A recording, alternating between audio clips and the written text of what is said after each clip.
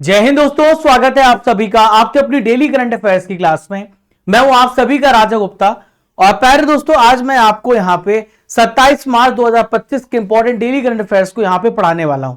तो चलिए फ्रेंड्स, बिना किसी देरी के आज के सेशन को शुरू करते हैं। और आज जो आप क्लास नंबर देख रहे हैं वो 1212 नंबर की क्लास देख रहे हैं। लगातार 1212 दिनों से मैं आपको डेली करंट अफेयर्स पढ़ा रहा हूं। और ये आपकी जो क्लास है वो आपकी हिंदी और इंग्लिश दोनों मीडियम के स्टूडेंट्स के लिए क्लास है। तो चलिए बिना किसी देरी के आज के सेशन को शुरू करते हैं। और पहला क्वेश्चन आप सभी के स्क्रीन पर देखते हैं। जो फर्स्ट क्वेश्चन है वो ये रहा। एफएटीएफ निजी क्षेत्र सहयोग संघ 2025 की जो वार्षिक बैठक है ये कहां पे आयोजित की गई? तो बहुत अच्छा क्वेश्चन है, बहुत इंपॉर्टेंट क्वेश्चन है। और दोस्तों ये कहां पे आयोजित की गई है? मुंबई में आयोजित की गई। इसका राइट आंसर हो जाएगा मुंबई। अभी एफएटीएफ है क्या, कैसे काम करता है, सब कुछ मैं आपको पूरा डिटेल से समझाने वाला हूं, बताता हूं। तो देखिए आप यहां पे, तो एफएटीएफ को हम बोलते हैं फाइनेंशियल एक्शन टास्क फोर्स। और ये इसकी वार्षिक बैठक जो है ये 25 से लेकर 27 मार्च के बीच में मुंबई में ऑर्गेनाइज की जा रही है। और इसका जो मेन मोटो होता है वो आतंकवाद को खत्म करना, या ऐसे ऑर्गेनाइजेशन या ऐसे देश को लिस्ट करना जो क्या करते हैं, आतंकवाद टेररिस्ट को फंडिंग करते हैं। तो इसका एफएटीएफ का मेन मकसद ये है, एफएटीएफ का काम ये है। तो ये जो बैठक है मनी लॉन्ड्रिंग और टेरर फंडिंग, ऐसे बहुत सारे जो फाइनेंशियल अपराध होते हैं उसके खिलाफ की गई है। एफएटीएफ क्या करता है, पूरे सोसाइटी को और सोसाइटी देश को यहां पे टेरर फंडिंग से बचाता है और खासकर आतंकवाद से बचाने का काम करता है। और यहां पे निजी क्षेत्र के बीच में सहयोग करना, नागरिक समाज के बीच में सहयोग करना इसका मेन मोटो है। क्लियर है? अब यहां पर हम देख रहे हैं, आप मेरे पीछे देख सकते हैं, यह संजय मल्होत्रा जो आरबीआई के गवर्नर है। तो इसकी अध्यक्षता किसने करी है? तो आरबीआई के जो गवर्नर है, और हाल ही फिलहाल में ये 26 नंबर पे आरबीआई के गवर्नर बने हैं। तो यह है संजय मल्होत्रा जो आरबीआई के भी गवर्नर बने हैं। एफएटीएफ की स्थापना कब हुई, आई पूरी हिस्ट्री को समझते हैं, पूरा डिटेल से जानते हैं।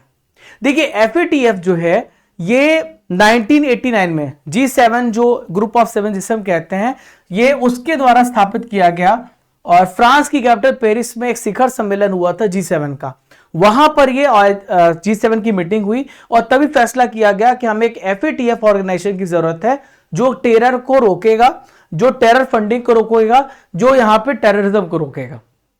मेरे पीछे आप यहां पर इसके अध्यक्ष देख रहे हैं, इनका नाम है एलिसा डे एंडा मद्राजो। ये वर्तमान में इसके प्रेसिडेंट है। इसका हेडक्वार्टर फ्रांस की कैपिटल पेरिस में है। और दोस्तों 2010 में भारत एफएटीएफ में शामिल हुआ। भारत एफएटीएफ का सदस्य देश बना, भारत इसमें इंक्लूड हुआ। अब बात करें इसमें टोटल कितने मेंबर्स हैं, तो दोस्तों भारत सहित इसमें टोटल 40 कंट्रीज हैं। और 38 कंट्रीज जो हैं इसमें रशिया के हैं, और 2 ऐसे इस पे क्षेत्रीय संगठन भी शामिल हैं। ठीक है, तो एक गल्फ कंट्री हो गया, एक यूरोपियन यूनियन हो गया, जो क्षेत्रीय संगठन इसमें शामिल किए गए हैं। क्लियर है? ओके, तो यहां पर हम बात करें तो यूक्रेन पर आक्रमण के कारण 2023 से रशिया जो है इसकी सदस्यता, जो इसकी मेंबरशिप है वो सस्पेंडेड है, निलंबित है। ये भी आपको पॉइंट ध्यान में रखना है। आइए देखते हैं दूसरा इंपॉर्टेंट क्वेश्चन। गाबा स्टेडियम किस देश पे है जिसे 2032 के ओलंपिक के बाद ध्वस्त किया जाएगा? तो गाबा स्टेडियम कहां पर, गाबा स्टेडियम किस देश में, किस कंट्री में है? 2032 के ओलंपिक्स होंगे, आपको बता दूं ऑस्ट्रेलिया में, उसके बाद इसे डिमोलिश कर दिया जाएगा। तो ऑस्ट्रेलिया इसका राइट आंसर हो जाएगा। ऑस्ट्रेलिया आपको ध्यान में रखना है, Australia is the right answer. आइए जानते हैं, पूरे डिटेल्स को समझते हैं, पूरे पॉइंट्स को यहां पे क्लियर करते हैं। तो आप यहां पर देख सकते हैं गाबा स्टेडियम है जो कहां पर है, ब्रिस्बेन में है। दोस्तों 2024 का ओलंपिक कहां पे हुआ था? फ्रांस की कैपिटल पेरिस में हुआ था। 2028 का ओलंपिक अमेरिका में होगा, और 2032 का जो ओलंपिक है वो ब्रिस्बेन ऑस्ट्रेलिया में होगा। तो वो जब ओलंपिक्स हो जाएंगे तो इस गाबा स्टेडियम को पूरी तरह से डिमोलिश कर दिया जाएगा। और इसके अलावा विक्टोरिया पार्क में क्रिकेट और अन्य खेलों के लिए 60,000 की क्षमता वाला एक नया स्टेडियम यहां पे बनाया जाएगा। ये फैसला यहां पे किया गया है। तो यहां पर देखें, दोस्तों ऑस्ट्रेलिया जो 2032 में ओलंपिक्स ऑर्गेनाइज करने जा रहा है, तो ऑस्ट्रेलिया तीसरा ओलंपिक्स का आयोजन करेगा। इसके पहले 1956 में आयोजन हो चुका है और 2000 में सिडनी में भी इसका आयोजन किया जा चुका है। तो तीसरी बार यहां पे ओलंपिक्स का ऑर्गेनाइज करने जा रहा है। दोस्तों बात यहां पे स्टेडियम की आई है, तो मैं आपको पूरे वर्ल्ड के टॉप स्टेडियम्स के बारे में बता रहा हूं, जिनमें ऑडियंस के बैठाने की जो क्षमता है उसके हिसाब से, कैपेसिटी के हिसाब से। तो पहला है रनग्राडो 1 मई स्टेडियम, ये नॉर्थ कोरिया में है, पियोंगयांग शहर में है। इसमें जो क्षमता है वो 1.5 लाख है। नरेंद्र मोदी स्टेडियम दूसरा भारत का सबसे बड़ा, अहमदाबाद इंडिया में है, 1,32,000 लोगों की बैठने की क्षमता है। फिर है मिशिगन स्टेडियम जो कि अमेरिका में है, एन आर्बर नाम जगह पर, वहां पे 1,07,000 लोगों की बैठने की क्षमता है। तो ये आप यहां पे पूरी लिस्ट देख सकते हैं, आपको पीडीएफ मिलेगा तो आप यहां पे पढ़ लीजिएगा। मैंने आपको टॉप 3 यहां पे स्टेडियम के बारे में बता दिया है। क्वेश्चन नंबर 3 आइए देखते हैं।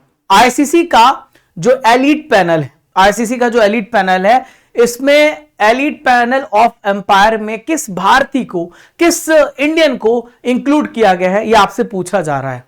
तो दोस्तों यहां पे जो नितिन मेनन है, नितिन मेनन आपको ध्यान में रखना है, नितिन मेनन को यहां पे इंक्लूड किया गया है आईसीसी के एलीट पैनल ऑफ एम्पायर में। यहां पर आप नितिन मेनन को देख सकते हैं, ये एकमात्र ऐसे इंडियन है जो कि यहां पे अलाउद्दीन पालेकर और एलेक्स वॉफ को भी यहां पे इसमें शामिल किया गया है। तो इसमें एक भारतीय है और यहां पे अलाउद्दीन पालेकर और एलेक्स वॉफ को भी इंक्लूड किया गया है, ठीक है। और यहां पर आप देख सकते हैं ये है जयराम मदन गोपाल, इनको इमर्जिंग पैनल में प्रमोट किया गया है और ये विदेशी टेस्ट वनडे में अंपायरिंग कर सकते हैं। तो ये जयराम मदन गोपाल भी इंडियन है, क्लियर है। तो फ्रेंड्स यहां पे आईसीसी के बारे में हम चर्चा कर लेते हैं। तो आईसीसी की स्थापना कब हुई है? 1909 में हुई है। 15 जून 1909 में आईसीसी की स्थापना की गई है। इसका हेडक्वार्टर दुबई संयुक्त अरब अमीरात में है और जय शाह इसके वर्तमान में चेयरमैन है। कौन है? जय शाह। और इमरान ख्वाजा यहां के वर्तमान में वाइस प्रेसिडेंट है। वसीम खान यहां पे जनरल मैनेजर है, महाप्रबंधक है, ठीक है। अब दोस्तों मैंने कल आपसे 3 क्वेश्चन पूछे थे, उसका आंसर आपको कमेंट बॉक्स पे देना था। आइए चेक करते हैं, फिर मैं आपसे वापस से 3 प्रश्न पूछूंगा जिसका आंसर आप सभी को कमेंट बॉक्स पे देना है। तो पहला प्रश्न ये रहा, 2011 की सेंसस के हिसाब से भारत का सबसे अधिक जनसंख्या वाला राज्य कौन सा है? तो ये यूपी है, जहां पे सबसे ज्यादा आपको जनसंख्या देखने को मिलेगी। चापचर कूट उत्सव किस राज्य में मनाया जाता है? तो ये मिजोरम राज्य में मनाया जाता है, चापचर कूट। नेक्स्ट है, गुरु बिपिन सिंह किस शास्त्रीय नृत्य शैली के लिए जाने जाते हैं? तो मणिपुरी के लिए जाने जाते हैं। किसके लिए जाने जाते हैं? मणिपुरी शास्त्रीय नृत्य के लिए जाने जाते हैं गुरु बिपिन सिंह। तो अब आइए देखते हैं यहाँ पे 3 क्वेश्चन जिसका आंसर आप सभी को कमेंट बॉक्स पे देना है। तो 3 क्वेश्चन ये रहा, अली अकबर खान का रिलेशन किस वाद्य यंत्र से था? पूर्वी रेलवे जोन का हेडक्वार्टर किस शहर में है? होजागिरी भारत के किस राज्य का लोक नृत्य है? इन तीनों क्वेश्चन का आंसर आप सभी को कमेंट बॉक्स पे देना है, ठीक है। चलिए दोस्तों, क्वेश्चन नंबर 5 आप सभी की स्क्रीन पर रहा। 5वां प्रश्न, किस राज्य में भारत में सबसे पहला वरिष्ठ नागरिक आयोग शुरू किया गया है? यानी सीनियर सिटीजन कमीशन किस राज्य में स्टार्ट किया गया है? तो केरल राज्य इसका राइट आंसर हो जाएगा, जहां पे सीनियर सिटीजन कमीशन को स्टार्ट किया गया है। नागरिक जो वरिष्ठ नागरिक हैं, जो हमारे सीनियर सिटीजन की एज 60 साल से ऊपर है, उनके भलाई के लिए, उनके लिए पॉलिसी इंप्लीमेंट करने के लिए स्टार्ट किया गया है। केरल पहला ऐसा स्टेट है जिसने वाटर बजट को स्टार्ट किया। वाटर बजट पेश करने वाला पहला स्टेट कौन सा है? केरल है। और केरल के जितने भी जिले हैं, 14 जिले हैं, वहां पे हॉल मार्किंग सेंटर स्थापित किया गया है ताकि यह पता चल सके कि गोल्ड प्योर है या फिर नहीं। तो केरल भारत का पहला ऐसा स्टेट है जिसने बुजुर्गों के राइट्स की रक्षा के लिए, उनके कल्याण के लिए, उनके रिहैबिलिटेशन के लिए वरिष्ठ नागरिक आयोग की स्थापना करी है। यानी कि क्या बोलते हैं? सीनियर सिटीजन कमीशन हम बोलते हैं, इसकी स्थापना करी है। तो जो आयोग होगा, बुजुर्गों की उपेक्षा जो लोग करते हैं, यानी जो उनको नेग्लेक्ट करते हैं, जो उनका शोषण करते हैं, बुजुर्गों को अकेलापन भी लगता है क्योंकि आजकल का युवा पैसे कमाने में लगा हुआ है, वो टाइम तो दे नहीं पाता है। ऐसे बहुत सारी डिफिकल्टीज होती हैं जो कि सीनियर सिटीजन को फेस करनी पड़ती हैं। उससे यहां पे दूर करने के लिए यहां पे कमीशन गठित किया गया है, ठीक है। तो दोस्तों बुजुर्गों के कल्याण में जो केरल है, इसका टारगेट है कि अपने सीनियर सिटीजन की भलाई करना, उनको मजबूत करना। ठीक है, अब आई जानते हैं जो प्रथम घटनाएं पहली इंसिडेंट हुई हैं उनको भी पढ़ लेते हैं। तो दलित उप कोटा लागू करने वाला पहला स्टेट कौन सा है? हरियाणा है। 5 करोड़ आयुष्मान कार्ड बनाने वाला देश का पहला स्टेट कौन सा है? उत्तर प्रदेश है। 4 दिन वर्क वीक वाला एशिया का पहला कंट्री है, सिंगापुर है। आईएसओ सर्टिफिकेट प्राप्त करने वाला ये पहला जो यहां पे पहला यहां पे जगह है वो है नोएडा है। क्या है? नोएडा है। ठीक है, पहला राज्य का पहला कमिश्नरेट नोएडा है। दोस्तों अगला प्रश्न आप सभी की स्क्रीन पर ये रहा। नेक्स्ट क्वेश्चन, किस राज्य के चीफ मिनिस्टर ने गंगा और शारदा नदी कॉरिडोर की घोषणा करी है? तो कौन सा यहां पे चीफ मिनिस्टर है, कौन से स्टेट के चीफ मिनिस्टर हैं जिन्होंने गंगा और शारदा नदी कॉरिडोर की घोषणा करी है? तो उत्तराखंड इसका राइट आंसर हो जाएगा। Uttarakhand is the right answer. Uttarakhand के सीएम मेरे पीछे आप देख सकते हैं, इनका नाम है पुष्कर सिंह धामी। तो इन्होंने टूरिज्म को बढ़ाने के लिए, रिलीजियस टूरिज्म को बढ़ाने के लिए, धार्मिक पर्यटन को बढ़ावा देने के लिए और जो तीर्थ यात्री हैं उनको और ज्यादा फैसिलिटीज बढ़ाने के लिए गंगा और शारदा गलियारा डेवलप किया है जो इनको कनेक्ट करेगा। ठीक है, इन दोनों कॉरिडोर को मतलब एक कॉरिडोर बनाया जाएगा जो गंगा शारदा नदी को कनेक्ट करेगा। इससे क्या होगा, जो भारत के लोग तो हैं ही उनको फायदा मिलेगा ही, जो हमारे विदेशी पर्यटक हैं जो अब्रॉड से आ रहे हैं उन श्रद्धालुओं के लिए भी बहुत ही अधिक सुलभ हो जाएगा। ठीक है, तो इस पहल का उद्देश्य क्या है? उत्तराखंड की जो यहाँ पे सांस्कृतिक विरासत है, जो यहाँ की कल्चर हेरिटेज है, उसको संरक्षित करते हुए इसे स्पिरिचुअल डेस्टिनेशन बनाना और इसे मजबूत करना इसका उद्देश्य है। ठीक है, अब दोस्तों बहुत सारी योजनाएं हैं जो कि लॉन्च की गई हैं, आइए उन योजनाओं को भी पढ़ लेते हैं।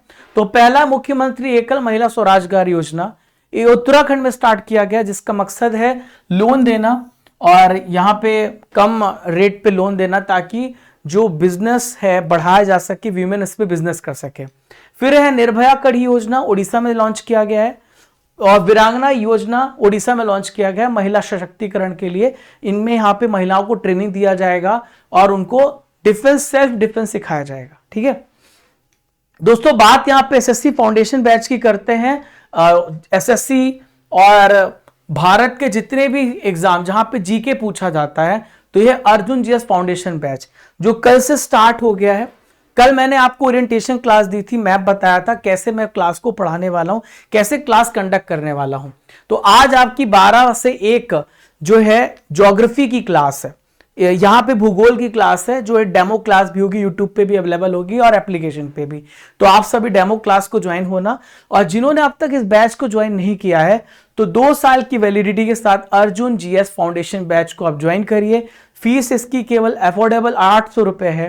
इसमें मैं लगभग 10 विषय पढ़ाऊंगा, polity, ancient history, medieval history, modern history, Indian geography, world geography, physical geography, physics, chemistry और यहाँ पे बायो। और ये बिहार के लिए है, राजस्थान के लिए है, एमपी के लिए है। तो पूरा एक कोर आपको जीएस यहाँ पे क्लियर होगा।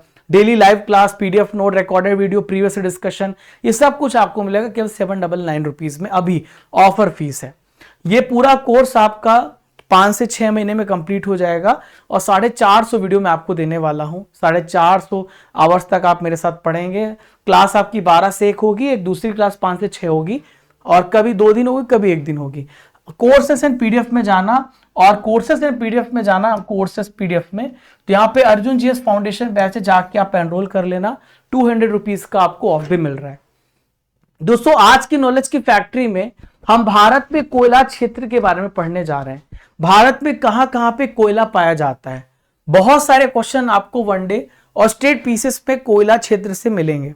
आइए जानते हैं। तो भारत में जो कोयला क्षेत्र है वो यहाँ पे लिग्नाइट का भंडार हम बात करते हैं। ठीक है, तो जो सबसे बेकार को देखिए, सबसे बेस्ट क्वालिटी का कोयला एंथ्रासाइट होता है, फिर लिग्नाइट होता है और फिर पिट टाइप का होता है, एंथ्रासाइट होता है, ऐसे प्रकार के कोयले होते हैं। तो लिग्नाइट का भंडार आपको तमिलनाडु, पुडुचेरी, गुजरात, जम्मू कश्मीर में देखने को मिलेगा। झारखंड में झरिया और बोकारो जगह है। छत्तीसगढ़ में कोरबा और रामपुर जगह है। उड़ीसा में तालचेर है। महाराष्ट्र में चांदा वर्धा है। सिंगरेनी तेलंगाना में है। और यहाँ पे पूर्वोत्तर राज्य में असम, मेघालय, नागालैंड और अरुणाचल प्रदेश में आपको कोयला देखने को मिलेगा जो कि टर्शरी टाइप का कोयला है। ठीक है, क्वेश्चन नंबर 6 ये रहा, इंपॉर्टेंट है। विश्व में सबसे ज्यादा दूध का उत्पादन करने वाला देश कौन सा बना है? तो मिल्क के प्रोडक्शन में भारत यहां पे टॉप पे है। लास्ट टाइम भी टॉप में था, वापस से टॉप में बना हुआ है। तो 1998 से लगातार दूध के प्रोडक्शन में, मिल्क के प्रोडक्शन में भारत कंसिस्टेंट योगदान दे रहा है। अभी दुनिया की मिल्क के प्रोडक्शन का 25% कंट्रीब्यूशन हम खुद कर रहे हैं और भारत में मिल्क प्रोडक्शन 239.2 मिलियन टन पहुंच गया है। ठीक है, तो काफी ज्यादा मात्रा में मिल्क का प्रोडक्शन होता है दुनिया में। आप देखो मिल्क का इस्तेमाल हर चीज में होता है, सुबह से लेके चाय तक और आपके डिनर में पनीर तक, और दोपहर आपकी दही, छाछ, मिठाइयां, सब कुछ दूध से बनती है। तो पिछले 10 सालों में मिल्क का प्रोडक्शन 64% की वृद्धि कर चुका है और यहां पे हर व्यक्ति के लिए जो दूध की उपलब्धता है वो लगभग 50% तक बढ़ गई है। हर व्यक्ति के लिए मिल्क अवेलेबल है, ये डेटा बताते हैं। भारत के बाद अमेरिका का नंबर आता है, फिर चाइना का आता है, फिर पाकिस्तान का आता है, फिर ब्राजील का आता है। और वहीं पे अगर आपसे पूछा जाए भारत में कौन कौन से स्टेट है जो मिल्क के प्रोडक्शन में टॉप में आते हैं, तो यूपी है, राजस्थान है, एमपी है, गुजरात है, पंजाब है। तो यूपी यहां पे टॉप में आता है, सेकंड नंबर पे राजस्थान का नंबर आता है। अब दोस्तों एक व्यक्ति के बारे में मैं बताता हूं जो कि मिल्क के प्रोडक्शन को बढ़ाने में बहुत ही इंपॉर्टेंट रोल निभाया है। इनका नाम है डॉक्टर वर्गीस कुरियन। 1970 में इन्होंने ऑपरेशन फ्लड स्टार्ट किया था, जिसका मकसद था भारत में मिल्क के प्रोडक्शन में बढ़ना और आत्मनिर्भर बनना। तो इन्हें मिल्क मैन ऑफ इंडिया कहा जाता है। इन्होंने श्वेत क्रांति स्टार्ट करी थी, फादर ऑफ व्हाइट रेवोल्यूशन कहे जाते हैं। क्वेश्चन नंबर 7 ये रहा, हाल ही में किस देश ने न्यू डेवलपमेंट बैंक एनडीबी में शामिल होने की घोषणा करी है? तो न्यू डेवलपमेंट बैंक में इंडोनेशिया ने कहा है कि हम शामिल होना चाहते हैं। इंडोनेशिया इसका राइट आंसर हो जाएगा। ठीक है, तो इंडोनेशिया ब्रिक्स समूह के द्वारा स्थापित न्यू डेवलपमेंट बैंक में शामिल होने पे सहमति इसने व्यक्त करी है कि हम यहां पे शामिल होना चाहते हैं। एनडीबी में अभी बात करें तो 8 मेंबर हैं। जब इंडोनेशिया इसमें इंक्लूड हो जाएगा तो ये 9वां सदस्य देश बन जाएगा। अभी ये ब्रिक्स देश का मेंबर बन चुका है इंडोनेशिया, जो कि 10वां मेंबर बना है। अब इसने कहा कि हमें एनडीबी में भी इंक्लूड कर लो। एनडीबी ब्रिक्स के द्वारा इसलिए बनाया गया था ताकि अगर किसी को पैसे की जरूरत हो तो लोन में उस देश को पैसा मिल जाए। अभी इंडोनेशिया ब्रिक्स में 10वां देश सदस्य इंक्लूड हुआ है, ये इंपॉर्टेंट है, और दक्षिण पूर्व एशिया से पहला देश है, साउथ ईस्ट से फर्स्ट कंट्री है। ठीक है, ब्रिक्स की बात कर लेते हैं। तो पहले से ब्रिक कहा जाता था, जो 2006 में स्थापित हुआ। 2010 में साउथ अफ्रीका इंक्लूड हुआ तो ब्रिक्स बन गया। पहला ब्रिक्स समिट हुआ था 16 जून 2009 को, रशिया के याकातेरिनबर्ग में हुआ था। ठीक है, फिर ब्रिक्स का जो हेडक्वार्टर वो कहां पे, शंघाई चीन में है। इसमें 10 कंट्रीज हैं, Brazil, Russia, India, China, south Africa और इजिप्ट, ईरान, इंडोनेशिया, इथोपिया और यूएई। ठीक है, तो अभी 16वां नंबर का ब्रिक्स समिट कहां पे हुआ है? रशिया में हुआ है 2024 में, और 2025 का ब्रिक्स समिट कहां पे होगा? ब्राजील में होगा। ये मैंने आपको बताया भी है करंट अफेयर्स में कई बार। ठीक है, एनडीबी की स्थापना कब हुई? 2015 में हुई है। और एनडीबी का काम क्या होता है? डेवलपिंग कंट्रीज को प्रमोट करना ताकि वो अपने इंफ्रास्ट्रक्चर को बना सके और जो उनकी बेसिक नेसेसिटीज है उसको पूरा करना और इस पर लोन प्रोवाइड करना एनडीबी का टारगेट है। ठीक है, तो इसमें 8 मेंबर हैं जो कि ब्रिक्स से ही आते हैं और शंघाई चाइना में इसका हेडक्वार्टर आपको देखने को मिलेगा। क्वेश्चन नंबर 8 ये रहा, 2014-15, 2023-24 के बीच में देश में कितनी वन भूमि को गैर वनी उपयोग के लिए ट्रांसफर किया गया, हस्तांतरण किया गया है, डाइवर्ट किया गया है? तो यहां पे 1734 किलोमीटर की जो भूमि है जो पहले फॉरेस्ट में आती थी लेकिन अब उसका यूज नहीं हो रहा है, तो माइनिंग के लिए उसे ट्रांसफर कर दिया है। अब ये माइनिंग में यूज होगी। ठीक है, तो भारत सरकार ने पिछले 10 सालों में 2014-15 से 2023-24 के बीच में 1734 किलोमीटर का जो वन भूमि है, जो फॉरेस्ट लैंड है, उसको डेवलपमेंट और गैर वनी उपयोग के लिए यानी कि नॉन फॉरेस्ट यूज के लिए ट्रांसफर कर दिया है। क्लियर है? चलो, तो मध्य प्रदेश यहां पे गैर वनी उपयोग के लिए वन भूमि में ट्रांसफर करने वाला सबसे पहले नंबर पे है और सबसे ज्यादा फॉरेस्ट भी कहां पर है? एमपी में है। अब ये जो गैर वनी भूमि है यानी जो नॉन फॉरेस्ट लैंड है, इसका इस्तेमाल किस में होगा? माइनिंग में होगा। माइनिंग खनन में होगा, इससे इंपॉर्टेंट मिनरल्स निकाले जाएंगे और बहुत सारी चीजें यहाँ पे कंस्ट्रक्शन की जाएगी, बुनियादी ढांचे का इसमें निर्माण किया जाएगा, अदर यूजेस में इसका यहाँ पे यूज लाया जाएगा। ठीक है, क्योंकि फॉरेस्ट के लिए इसका इस्तेमाल नहीं किया जाएगा। हालांकि आपको एक बात ध्यान रखना है, कोई भी राज्य सरकार अपने मन से किसी फॉरेस्ट लैंड को नॉन फॉरेस्ट लैंड घोषित नहीं कर सकती, उसको सेंटर से परमिशन चाहिए, उसको केंद्र सरकार से परमिशन चाहिए। तो सेंट्रल गवर्नमेंट अपना जब अप्रूवल देती है उसके बाद ही किसी फॉरेस्ट भूमि को किसी दूसरी यूज के लिए इस्तेमाल किया जा सकता है, उसे चेंज किया जा सकता है। देखिए बात करें तो एमपी में 385.52 किलोमीटर स्क्वायर का एरिया है जो वन भूमि यहां पर ट्रांसफर हुई है। उड़ीसा सेकंड नंबर पे, तेलंगाना थर्ड नंबर पे है और फोर्थ नंबर पे गुजरात। क्लियर है? चलो अगला प्रश्न है प्रश्न नंबर 9, कर्मचारी राज्य बीमा ईएसआई योजना यानी एम्प्लॉय स्टेट इंश्योरेंस, ये कितने जिलों में यूपी में इंप्लीमेंट की गई है? ये क्या होती है ईएसआई, समझाता हूं। तो यहां पर देखिए यूपी के 74 जिले हैं, यूपी के 74 डिस्ट्रिक्ट में यहां पे इंप्लीमेंट की गई है। यहां पे पहले भी था और यहां पे 15 और जिलों में बढ़ाया गया, तो लगभग सभी जिलों में यह बढ़ा दी गई है कर्मचारी राज्य बीमा योजना यानी एम्प्लॉय स्टेट इंश्योरेंस स्कीम। ठीक है, तो इस नाम से स्पष्ट है कि आपको पता है हर ऑर्गेनाइजेशन में एम्प्लॉयज काम करते हैं, उनकी कोई सिक्योरिटी नहीं रहती है, तो सिक्योरिटी कौन देगा? तो गवर्नमेंट यहां पे ऐसी स्कीम्स निकालती ताकि किसी भी ऑर्गेनाइजेशन में कोई भी व्यक्ति काम कर रहा है, कोई भी एम्प्लॉय काम कर रहा है तो उसको सिक्योरिटी मिले, है ना। तो इस योजना के तहत जिलों की टोटल संख्या अब 689 हो गई है। 689 डिस्ट्रिक्ट पे से इंप्लीमेंट किया गया है, इसे एक्सटेंड किया गया इस योजना को। ठीक है, तो देश में जिले जहां पे पूरी तरीके से लागू हो गए 586 है और जहां पे आंशिक रूप से लागू है, पार्शली लागू है, 103 जिले हैं जहां पे पार्शियल रूप से लागू किया गया है। ठीक है, देश में जिले जहां पे लागू नहीं है, 89 डिस्ट्रिक्ट जहां पे इंप्लीमेंट नहीं है। भारत में टोटल जिलों की संख्या 778 है और इसमें से 689 में आंशिक और पूर्ण रूप से लागू हो चुका है, बहुत सारी जगहों पे लागू होना बाकी है। तो ये सोशल इंश्योरेंस स्कीम है, खासकर एम्प्लॉयज के लिए है जो प्राइवेट सेक्टर पे काम कर रहे हैं और ये 1952 में लॉन्च की गई थी पंडित जवाहरलाल नेहरू जी के द्वारा।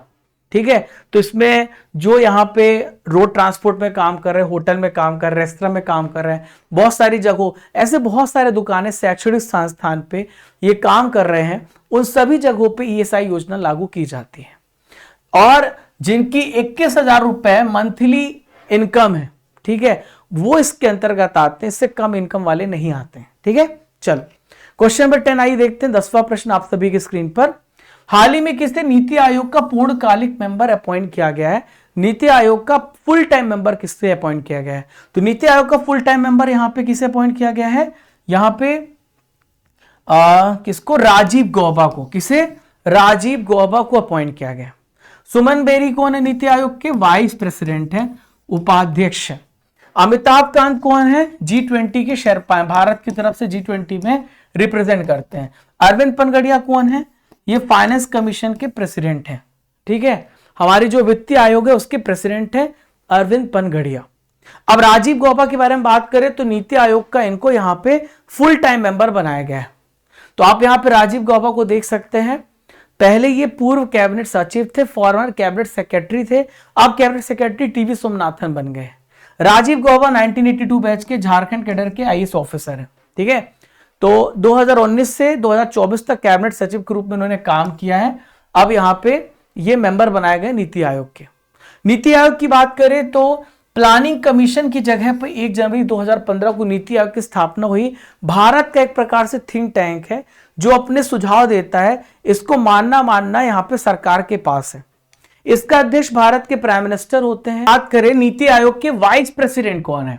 तो नीति आयोग के वाइस प्रेसिडेंट है डॉक्टर सुमन बेरी। आपको यह भी पॉइंट याद में रखना है।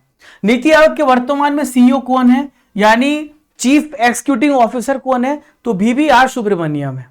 अब हम बात करते हैं यहाँ पे नीति आयोग के जितने भी मेंबर्स होते हैं, तो नीति आयोग में 4 पूर्णकालिक सदस्य होते हैं, यानी 4 फुल टाइम मेंबर्स होते हैं। तो 4 फुल टाइम मेंबर्स में कौन है? डॉक्टर विजय कुमार सरास्वत हैं, प्रोफेसर रमेश चंद्र हैं, डॉक्टर विनोद पॉल हैं और राजीव गौबा हैं, जिनके बारे में हम पढ़ रहे हैं। ये न्यूली अपॉइंटेड मेंबर है। क्लियर है? और यहां पे अंशकालिक सदस्य यानी पार्ट टाइम मेंबर कौन कौन से हैं? लीडिंग एकेडमियंस हैं, रिसर्चर्स हैं, एक्सपर्ट्स हैं, और जो स्पेशल इन्विटेज हैं वो यहां पे गवर्नमेंट के द्वारा जो बहुत सारे पॉलिसी मेकर्स होते हैं, पॉलिसी एक्सपर्ट्स होते हैं, उनको इनवाइट किया जाता है। क्वेश्चन नंबर 11 आप सभी के स्क्रीन पर है रहा।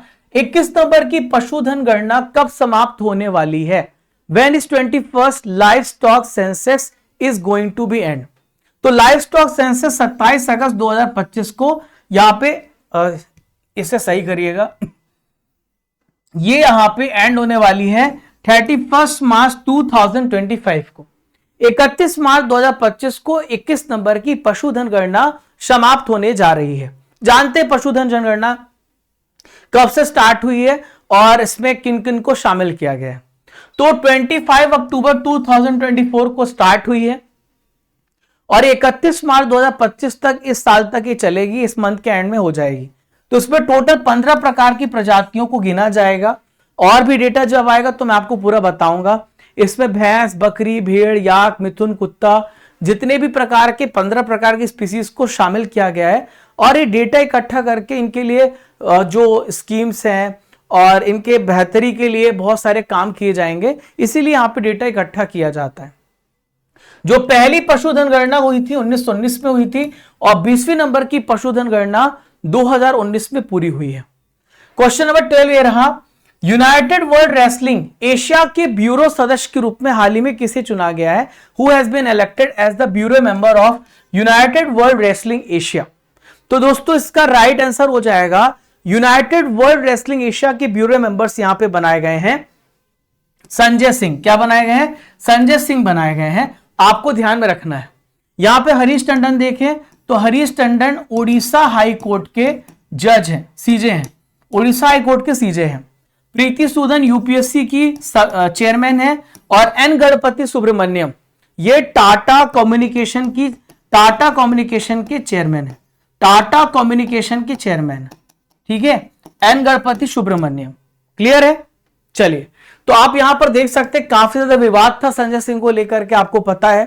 तो भारतीय कुश्ती महासंघ के अध्यक्ष भी हैं, इनको यूडब्ल्यूडब्ल्यू एशिया का ब्यूरो मेंबर यहां पे चुना गया है। ये एक और इनके साथ उपलब्धि जुड़ गई है।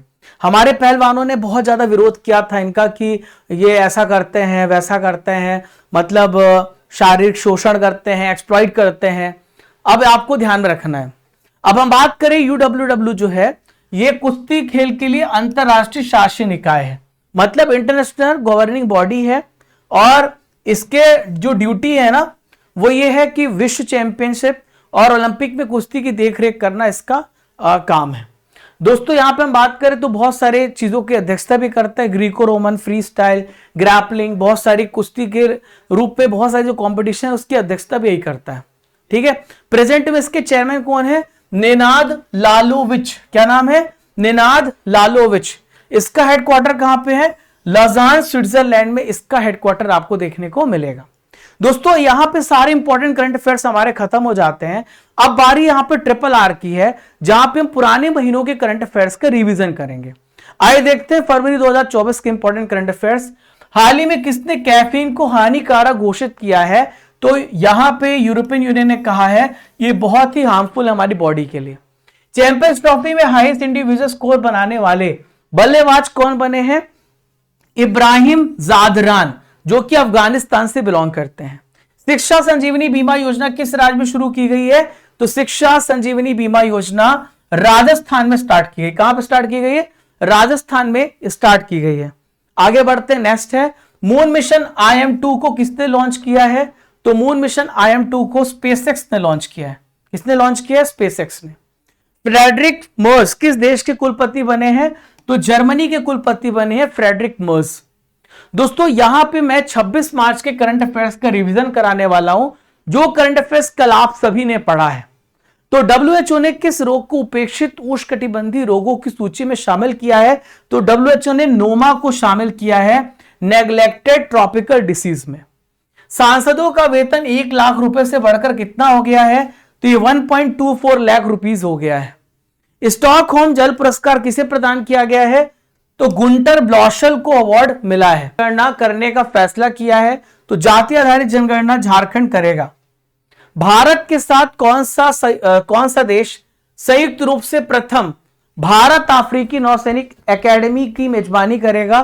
तो इसका जो राइट आंसर हो जाएगा वो तंजानिया करेगा। ठीक है। राष्ट्रीय विधान एप्लीकेशन में शामिल होने वाली भारत की 28वीं विधानसभा कौन सी बनी है?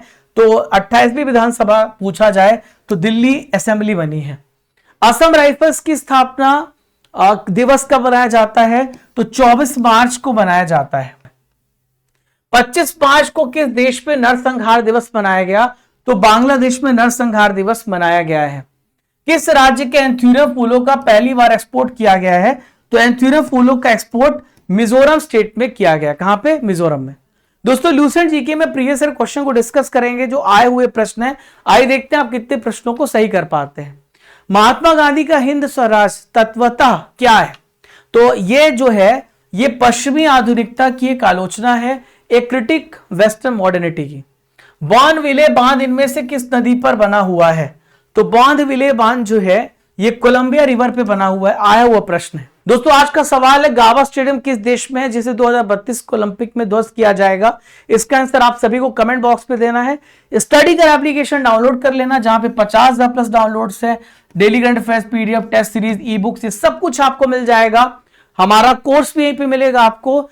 और हर साल आप 2024-2025 के मंथली पैकेज को भी डाउनलोड कर सकते हैं। 4,000 प्लस टेस्ट के साथ, 1 साल की वैलिडिटी के साथ टेस्ट पास को एनरोल करिए। और यहां पे हर महीने की monthly current affairs Hindi English medium में topic wise marathon class, PDF, GK GS की सभी विषयों की बुक्स भी आपको मिल जाएगी। Raja Gupta current affair Telegram channel को ज्वाइन करना। ये हमारी स्टैटिक जीके बुक है जो आप हमारी वेबसाइट से ऑर्डर कर सकते हैं। इसका लिंक आपको डिस्क्रिप्शन बॉक्स, कमेंट बॉक्स पे दिया गया है। और अमेजन से आप ऑर्डर कर सकते हैं। आप जाइएगा, हमारी वेबसाइट से आप ऑर्डर कर सकते हैं। इसके अलावा बहुत सारे अमेजिंग कोर्सेस हैं जो हमारी टीम आपको पढ़ा रही, इंडिया की बेस्ट टीम जो हमारे एप्लीकेशन पर अवेलेबल है। तो मिलते हैं दोस्तों अगले इंपॉर्टेंट सेशन में। आज 12 बजे अर्जुन जीएस फाउंडेशन बैच की पहली क्लास है। देखना ना भूलिएगा, जुड़ना ना भूलिएगा। और रात को 8 बजे आपकी डेली 10 मिनट किंग सीरीज चल रही है, उस क्लास को भी आपको पढ़ना है। मिलते हैं, बाय बाय, जय हिंद, जय भारत।